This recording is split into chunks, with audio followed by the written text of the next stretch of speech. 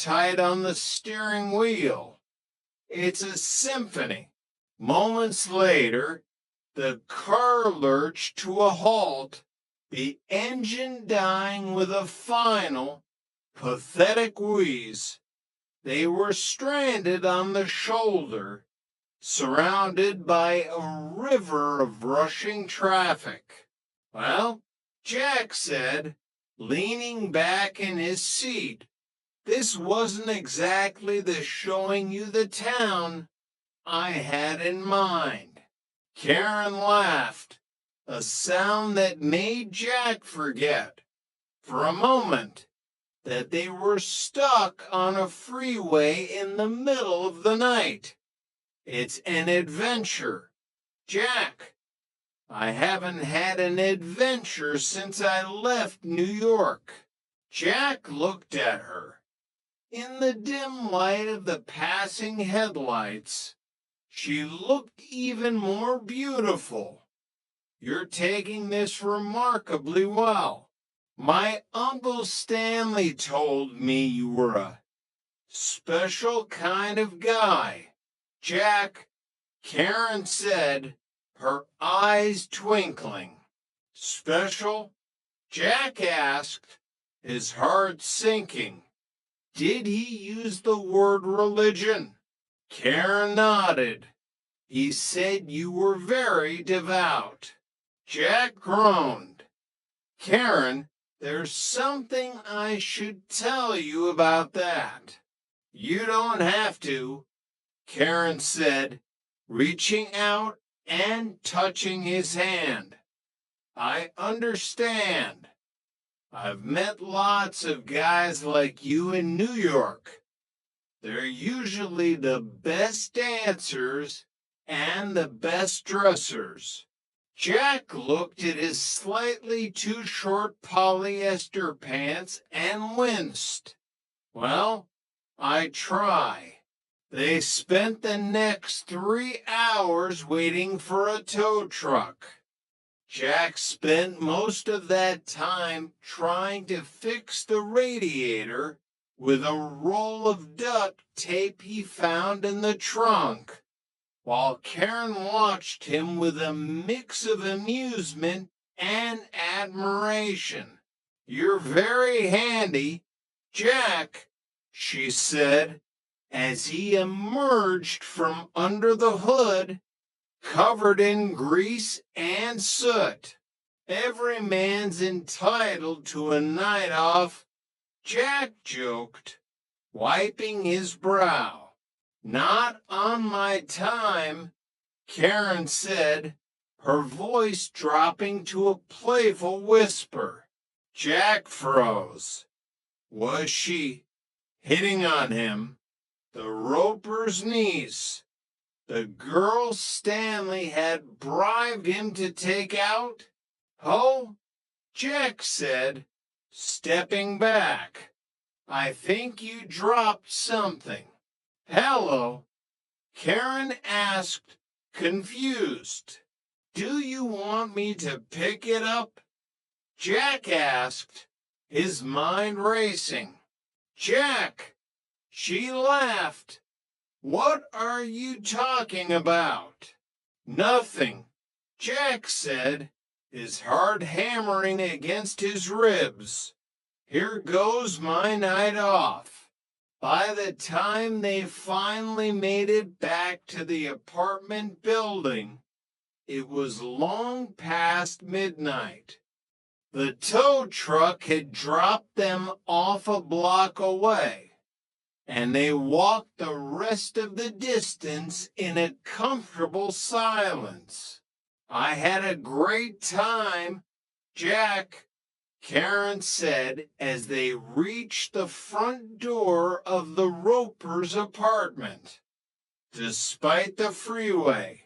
Me too, Jack said, and he realized he actually meant it.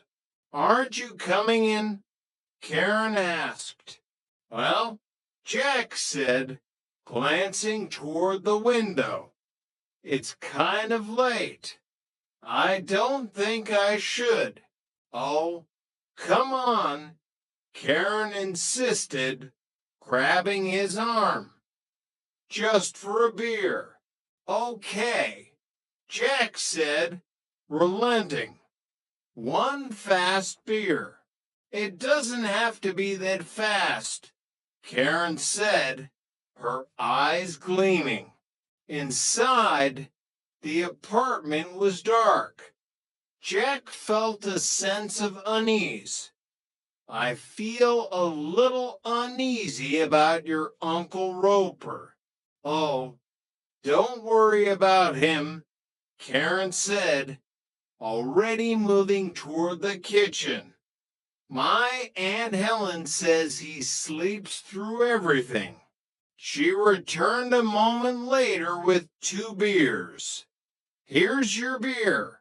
Thanks, Jack said, taking a sip. You've been annoying me all evening.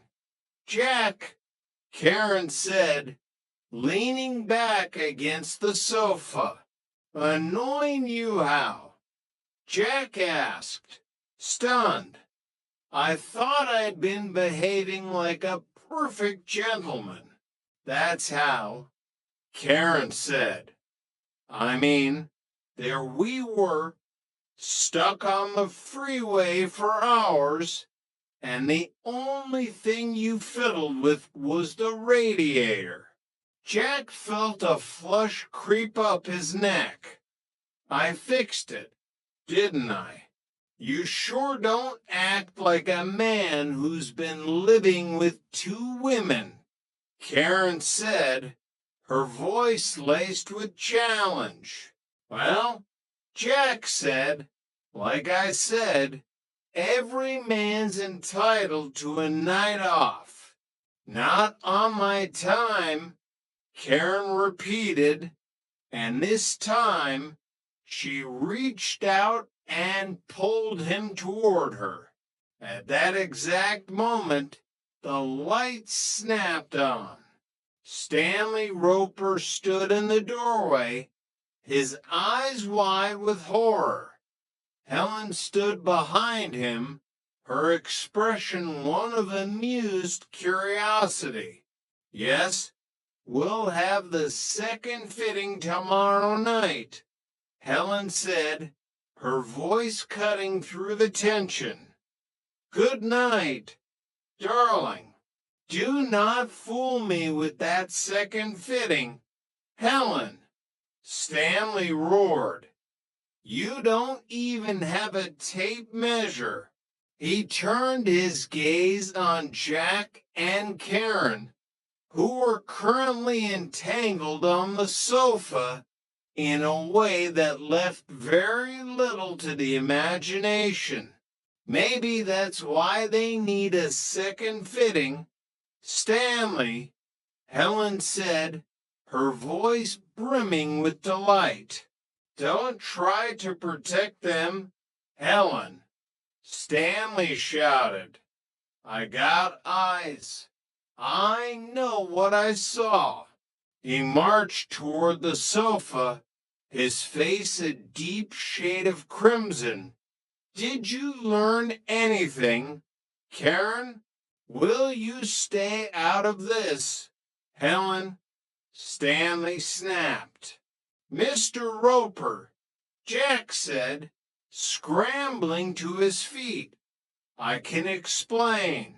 You don't have to explain anything, Stanley bellowed. Just get out. Does this mean I can't finish my beer? Jack asked, his voice trembling. Just get out, Stanley yelled. And I'll be out of here. I'll be out of this building. Pack your things and leave. Jack looked at Karen, who was looking down at her feet, her face red with embarrassment. Say good night to Karen for me. As Jack fled the apartment, he heard Helen's voice behind him. Don't you think you were a little harsh, Stanley? I wasn't harsh enough, Stanley replied. You saw what he was doing with my niece. He was acting. Normal. That's sick, Stanley added